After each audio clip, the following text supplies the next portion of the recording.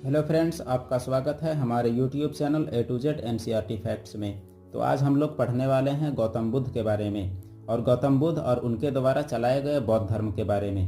भारतीय इतिहास के 6ठी शताब्दी ईसा पूर्व उत्पन्न एक अनोखा धर्म जिसने भारतीय समाज को एक अलग तरीके का सोच से अवगत कराया, वह है बौद्ध धर्म, जिसके संस्थापक गौतम बुद्ध थे। लाइट ऑफ एशिया अर्थात एशिया का प्रकाश कहे जाने वाले गौतम बुद्ध का बौद्ध धर्म विश्व के कई भागों में प्रचलित है। गौतम बुद्ध के जीवन परिचय के बारे में चलिए जानते हैं।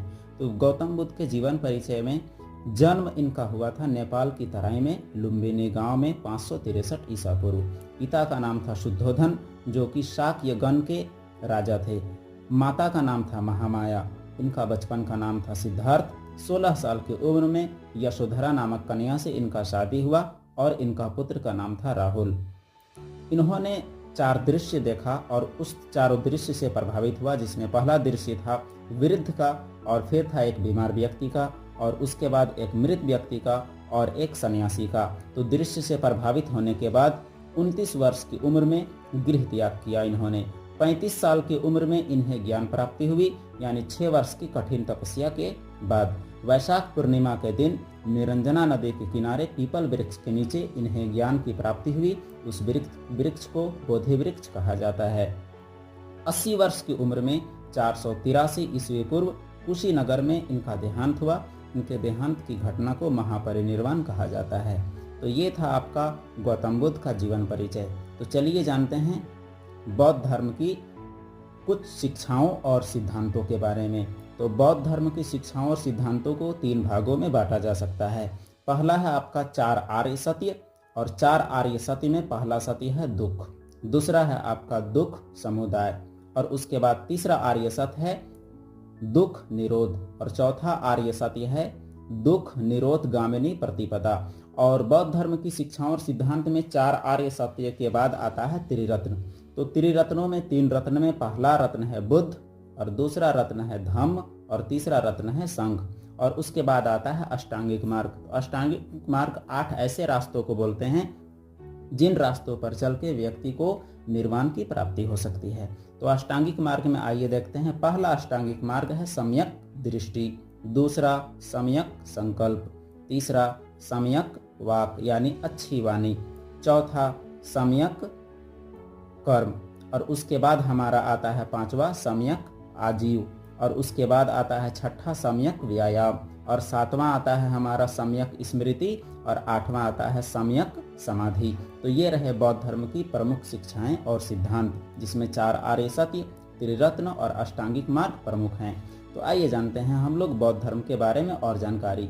तो बौद्ध धर्म का जो धर्म ग्रंथ है उसे हम लोग कहते हैं त्रिपिटक। तो त्रिपिटक जो है इसके 3 हिस्से हैं, और 3 हिस्सों में जो पहला हिस्सा है वो है हमारा सुत्त पिटक, और जो हमारा दूसरा हिस्सा है वो है आपका विनय पिटक, और जो हमारा बौद्ध धर्म का त्रिपिटक का तीसरा हिस्सा कहलाता है अधिधम्म पिटक। तो आइए जानते हैं सुत्त पिटक क्या होता है। तो सुत्त पिटक में बौद्ध धर्म के सिद्धांतों का उल्लेख किया गया है। सुत्त पिटक में बौद्ध धर्म के सिद्धांत का जिक्र है। विनय पिटक इसमें बौद्ध धर्म के आचरण और नियमों का उल्लेख है। अधिधम्म पिटक में बौद्ध धर्म के दर्शन का उल्लेख है, यानी बौद्ध धर्म के सोच का उल्लेख है। तो ये था आपका बौद्ध धर्म का धर्म ग्रंथ। आइए जानते हैं अगली जानकारी की ओर बढ़ते हैं। तो हमारा अगला जानकारी है गौतम बुद्ध के जीवन से संबंधित 5 प्रतीक। तो गौतम बुद्ध के जीवन में जो महत्वपूर्ण घटनाएं हुई उन्हें प्रतीकों के माध्यम से व्यक्त किया जा सकता है। तो आपका पहला प्रतीक है गौतम बुद्ध के जीवन से संबंधित जन्म का प्रतीक। तो जन्म का प्रतीक माना जाता है कमल व सांड को। और उसके बाद जो गृह त्याग का प्रतीक, 35 वर्ष की उम्र में उन्होंने जो गृह त्याग किया अपने पुत्र को छोड़ के, अपने पुत्र को वो सोते हुए छोड़ के गए थे। तो गृह त्याग का प्रतीक है घोड़ा। ज्ञान का प्रतीक है बोधि वृक्ष, और निर्वाण का प्रतीक है पद चिन्ह। निर्वाण जो वो शरीर त्याग करके चले गए उसका प्रतीक है पद चिन्ह। ज्ञान का प्रतीक बोधि वृक्ष, क्योंकि उन्हें बोधि वृक्ष के नीचे ही ज्ञान की प्राप्ति हुई थी। और मृत्यु का प्रतीक है स्तूप। तो गौतम बुद्ध की मृत्यु के बाद उनकी अस्थियों को अलग अलग जगहों पर स्थापित किया गया और उसे ही स्तूप कहा जाता है। तो ये रहा गौतम बुद्ध के जीवन से संबंधित 5 प्रतीक।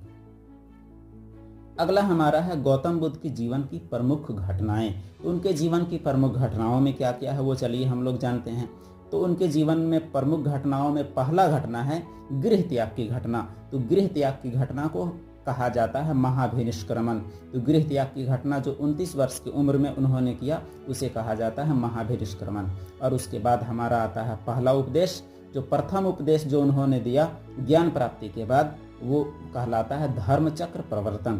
तो धर्मचक्र प्रवर्तन पहला उपदेश कहलाता है। और फिर शरीर त्याग की घटना यानी उनके मृत्यु की घटना को कहा जाता है महापरिनिर्वाण।